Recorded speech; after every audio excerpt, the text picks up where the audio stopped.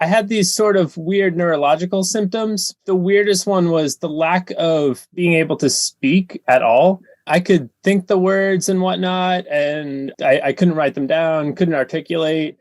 I think the truth lies somewhere in the middle. I know that there's a whole bunch of long-term carnivores, but I also know that there's a whole bunch of long-term people who eat a lot of carbohydrates and they do just fine. I like to think it's a moderation thing. I think with anything, everyone says, oh, you can't moderate those things. I think you can. I don't think it's the fruit and honey that's the problem. I think it's the overeating that's the problem.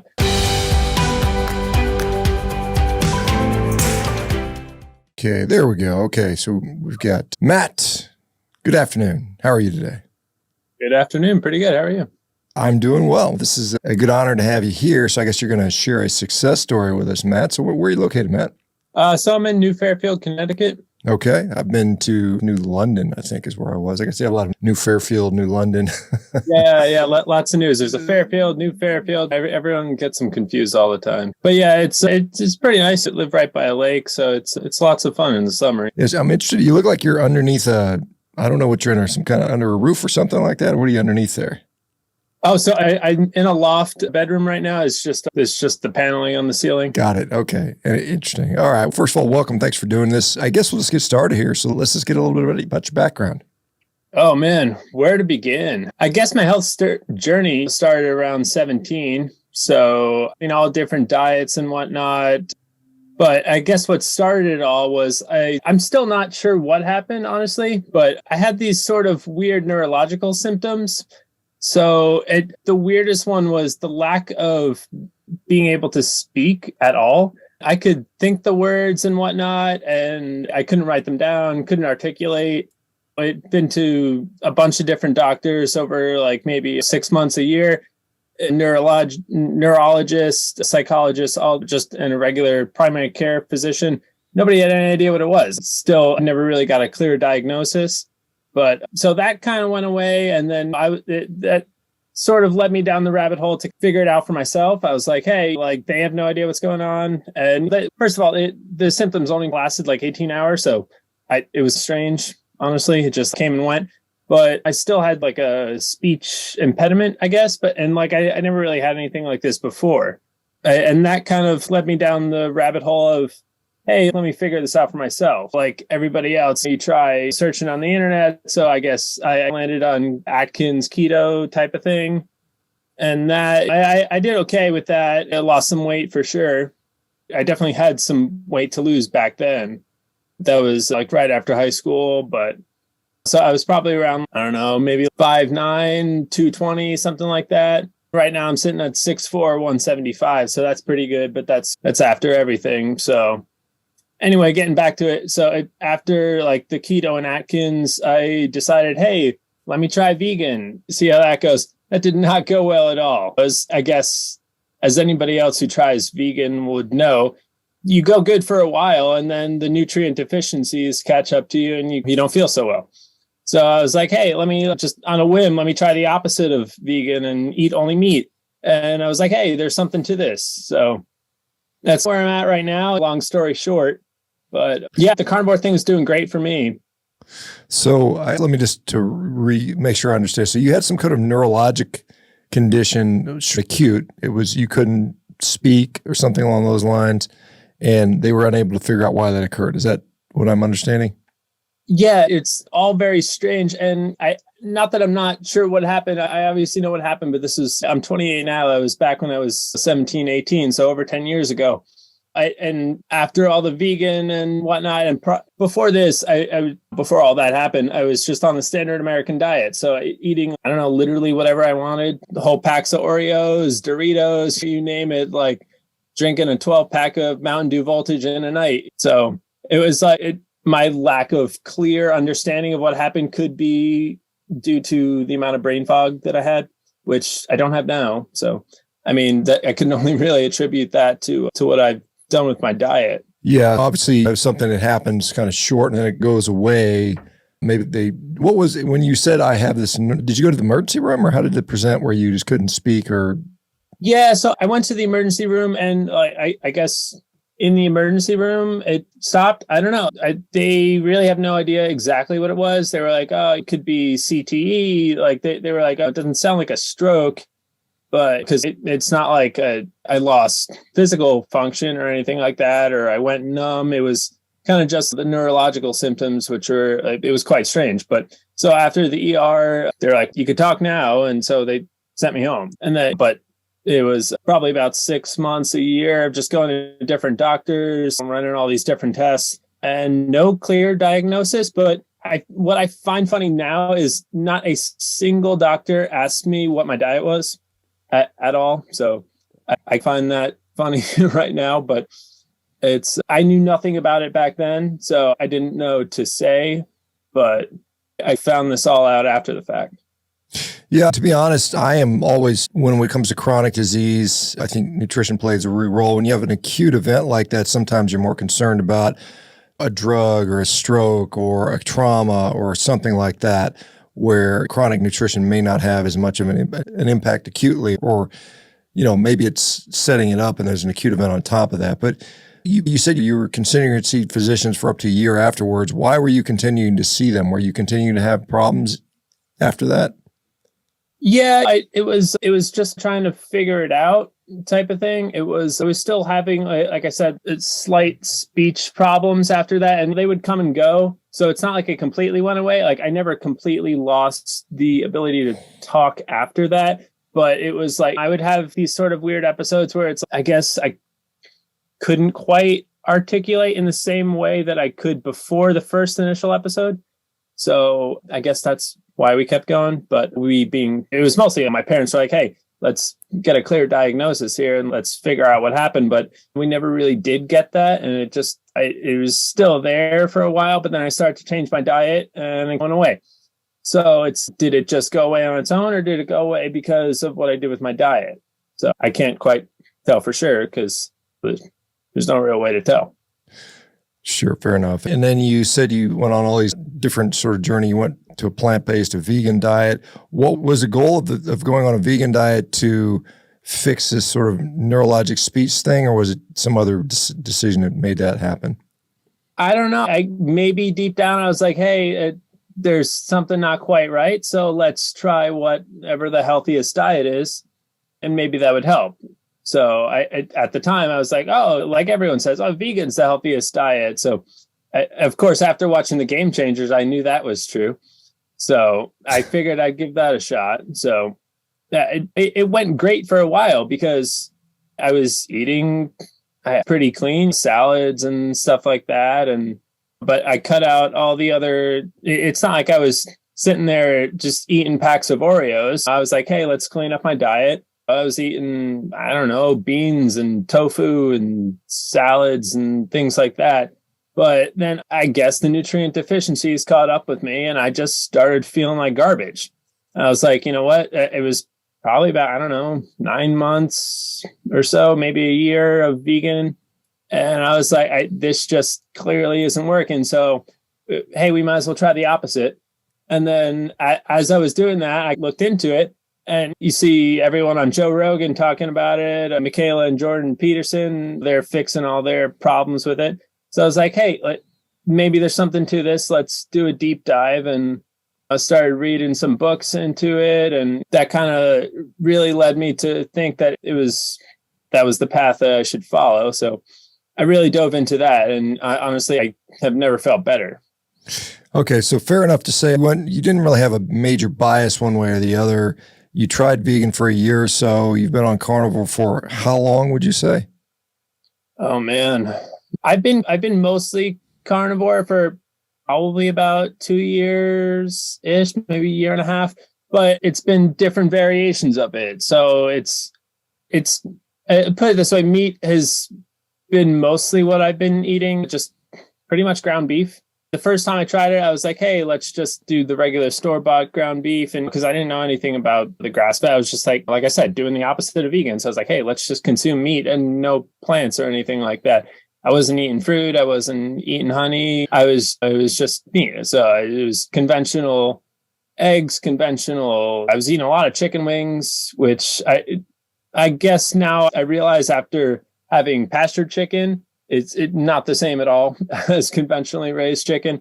I don't get the bloating that I get with the conventionally raised chicken when I'm doing the pasture raised, which that's pretty much the only chicken I'm having now, unless I'm like, hey, it's a cheat day and whatever, let me just have some regular chicken. But hey, that's my cheat day pretty much.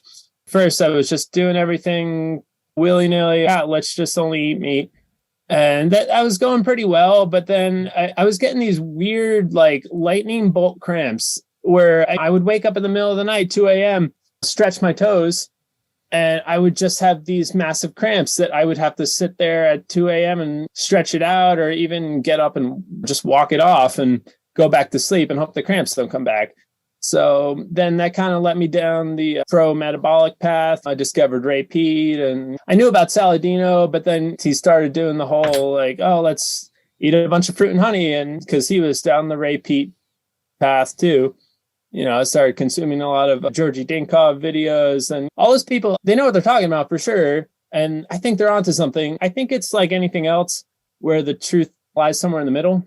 Don't get me wrong.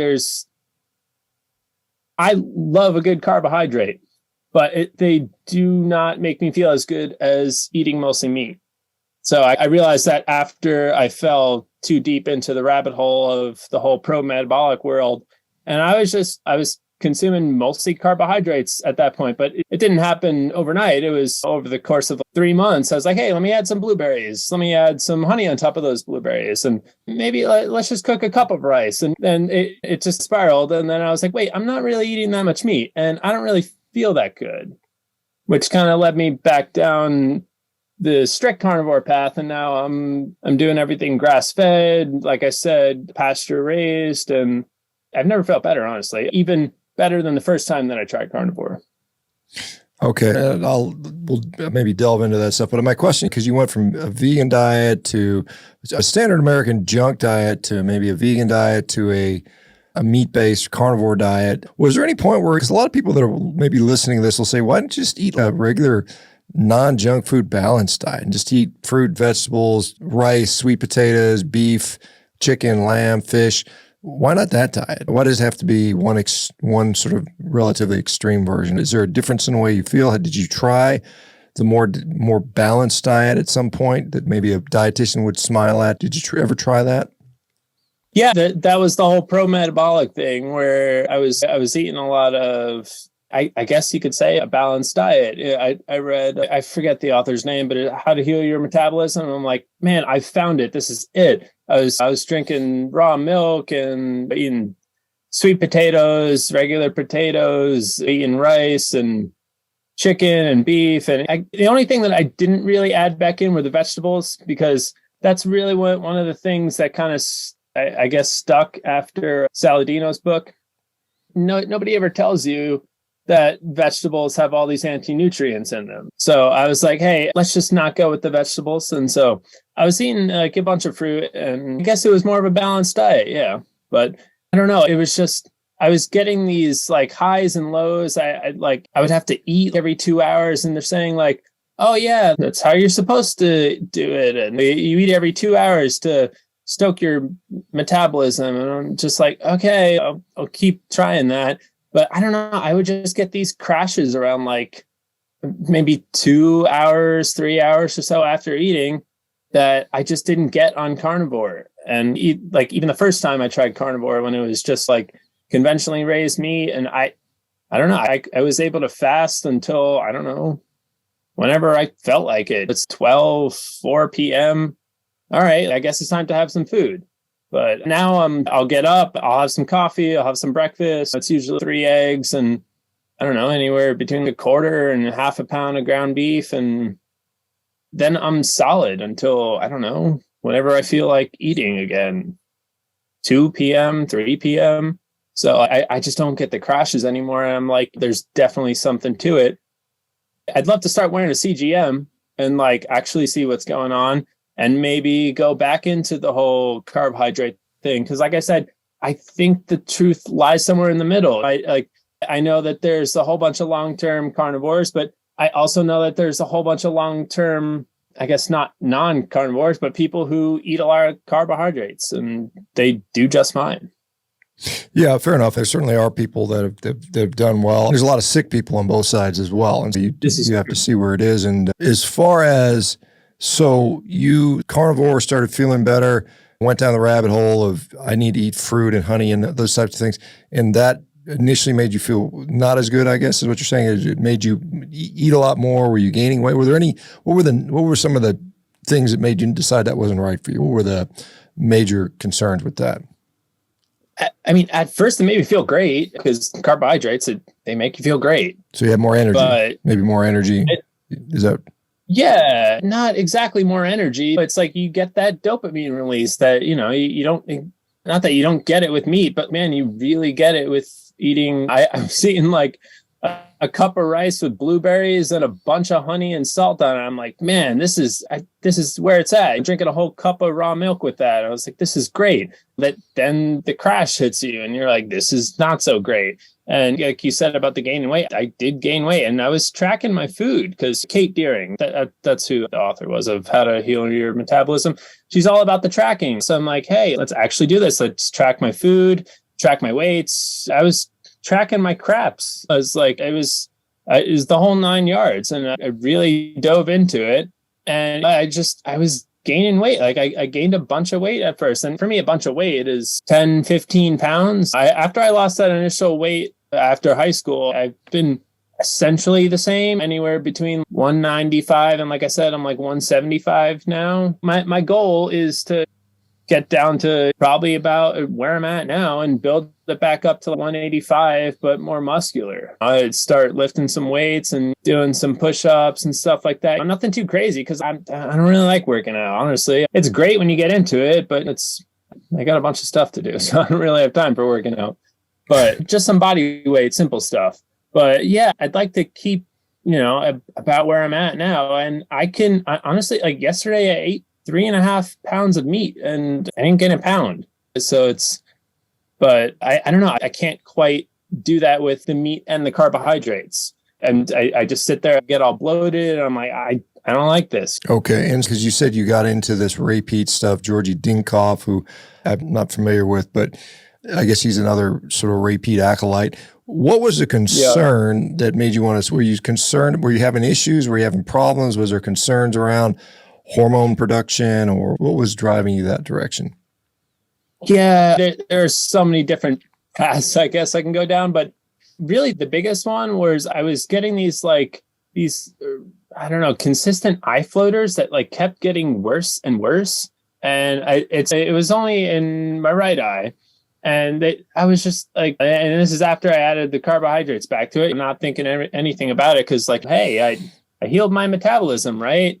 But I don't know. The eye floaters just kept getting worse. And then I was like, hey, I need to do something about this. So I went to this ophthalmologist and the same thing. He was like, we really don't know what's causing it, but here's some steroids. So they were giving me these steroid drops for a while. And like that, sure, it helped. But then I got off the steroid drops and like they came back. And I'm like, you know what? It was just everything all together. Like the highs and lows of like the blood sugar and everything combined with the eye floaters. I'm like, you know what? Maybe it's the carbohydrates. I dove back into the carnivore realm and I honestly don't really want to go back to the carbohydrates. I just discovered the slow carb diet. I don't know if Tim Ferriss's diet back there. I don't know. Yeah, that was about 10 years ago. I think he popularized that. Yeah. So I don't know. I was listening to a podcast, him and Andrew Huberman, they were just talking about it. I'm like, hey, that's an interesting concept. Incorporate cheat days. And so I'm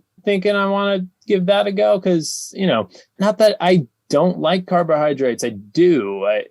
But I don't really want to fall off the wagon and just go back into it.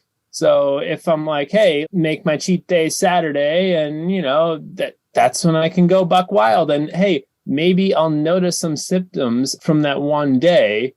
And then I can be like, hey, it was definitely from that one day, Okay. And then when you said you overconsume carbohydrates or you find it easy to do, do you have any recurrence of your speech or neurologic issues that come back or any major problems with that? No, I haven't seen, when I do fall off the wagon, it's not like I'm falling really far into it. I haven't drank soda and I don't know, besides a sip here or there in, I don't know, probably 10 years or something like that. I was drinking a lot of alcohol back then. So it's like I was really carbohydrate based and I wasn't eating much meat. So I think that has something to do with it. But when I fall off the wagon now, it's okay, I'll eat a quarter bag of mixed frozen fruit and with some honey on it. And that's the extent of it. It's not, I'm consuming whole Domino's pizzas and like I used to be doing at age 15, 8 through 18, and consuming all donuts and all of this processed, it's not food, it's just garbage. And put garbage in, get garbage out type of thing.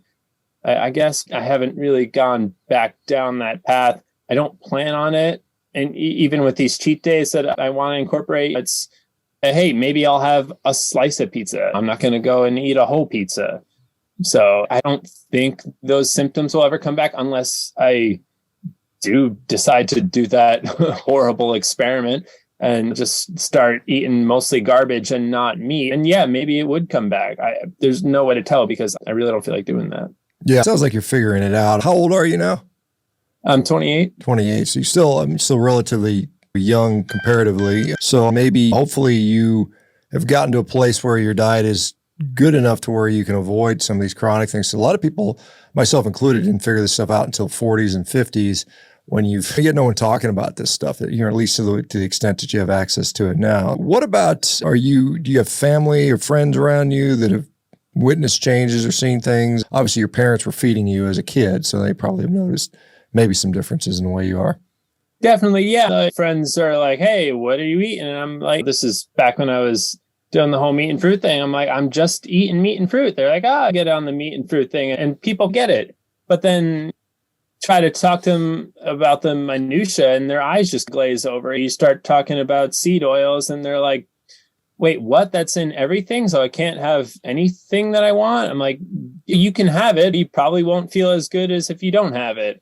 You try to ease them into it. But then when you really get into the weeds, they're not interested. They're like, hey, I want to eat pizza and I want to eat donuts because it makes me feel good. And that's going back to the whole dopamine thing that I was talking about. And yeah, pizza and donuts do make you feel good initially, like maybe in that first 10 seconds when you have it in your mouth. But then, you don't feel as good. And they don't really have a baseline of how good they could feel because they've never eaten only meat and eggs and butter, tallow, and everybody around me, they're like, even the healthiest thing maybe they do is they eat a salad with olive oil and they think that's healthy, but it's like, okay, who told you that was healthy? So they don't really have a baseline. Based on, obviously, you've been experimenting. What do you find for you in particular? Because I don't know if we can extrapolate to the entire population.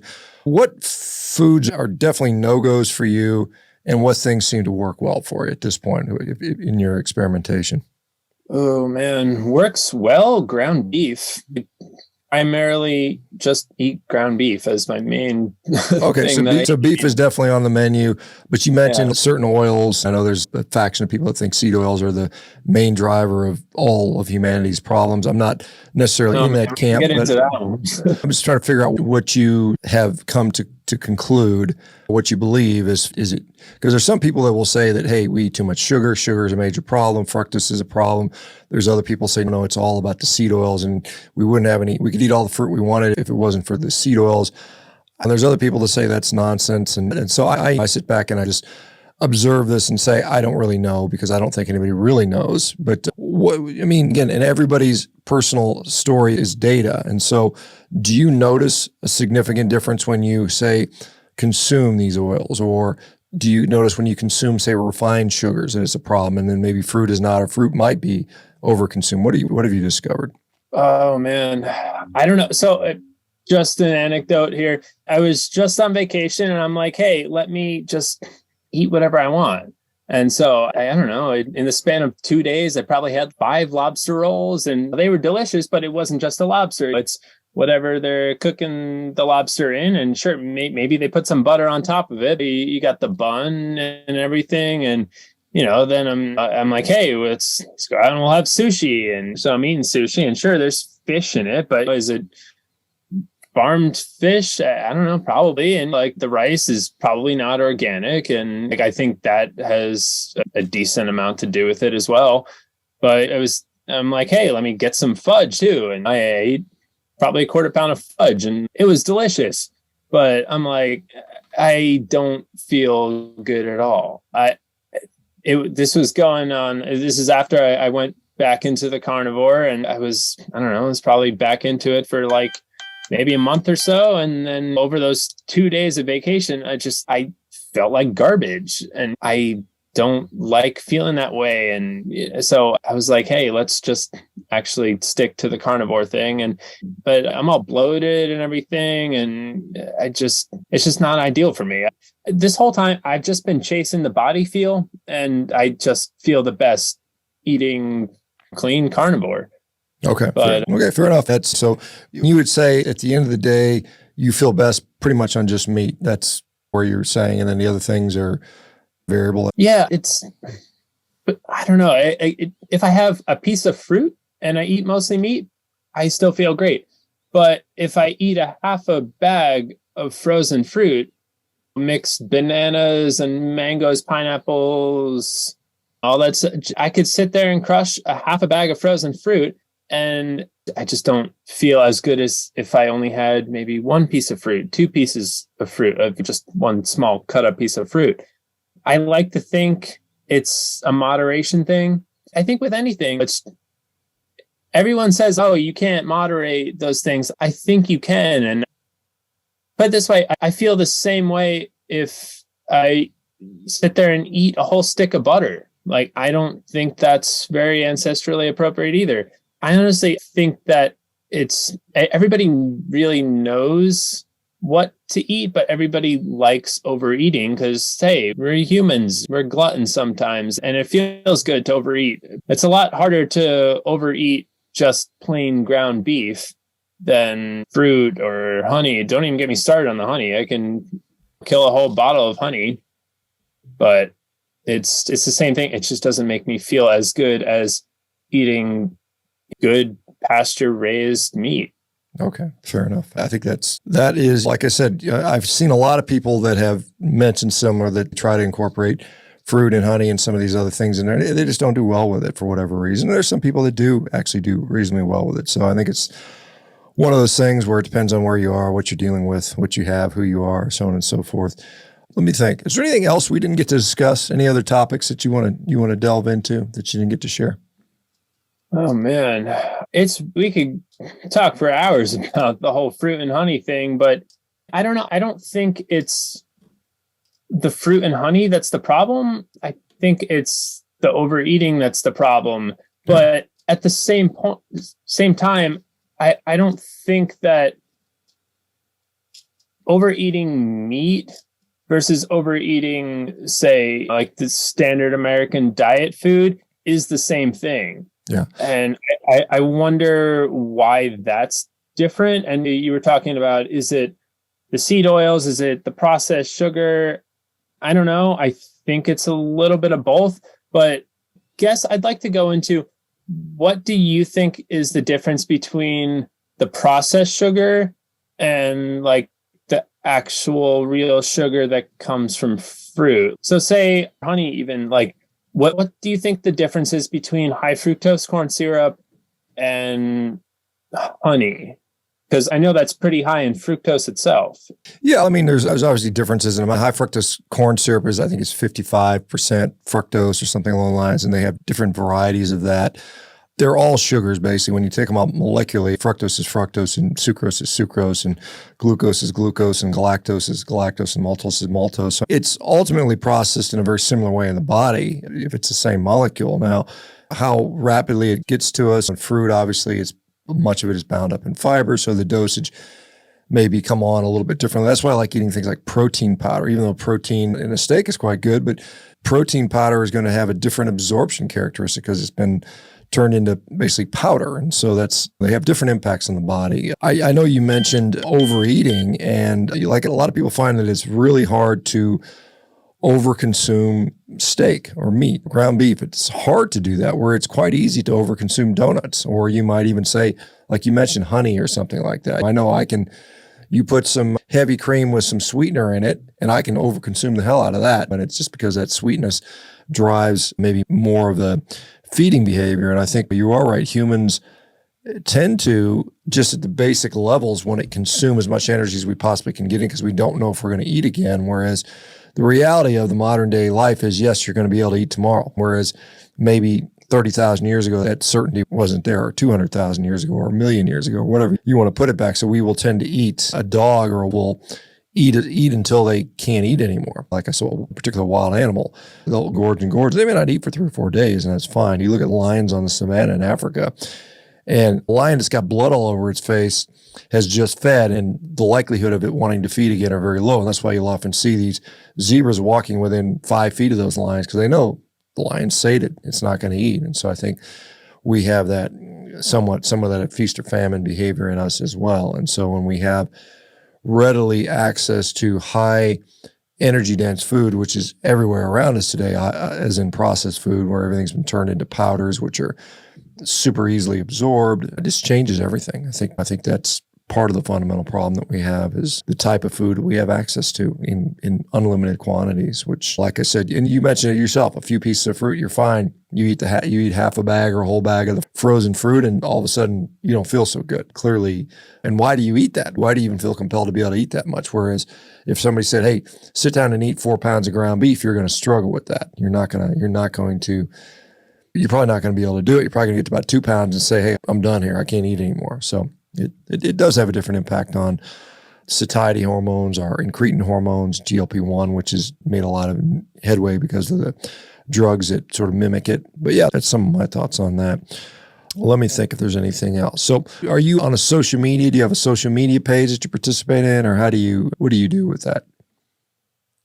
Not as of right this second, but I would like to start a podcast. I'm in the process of starting one, because I'm honestly tired of spewing to this person, that person, and they're just not interested. And it's okay, fair enough, but I still would like to spew what I know, because it's like I said, it's been like 8-10 years since I've been on this journey, and you a thing or two after a while. And hey, I'm just looking to help someone who maybe in a similar spot, where they're just looking for the optimal diet for them. And maybe the optimal diet for them is the optimal diet for humans. And I'm looking for that. And hey, if I can help spread that message any way I can, I'm going to do that. And I think a podcast would be a great way to do that. So I've started it, but I haven't launched the first episode yet. Okay. Good luck to you. Like I said, the more voices we have, the better, in my view. And I think it's fair to say that it's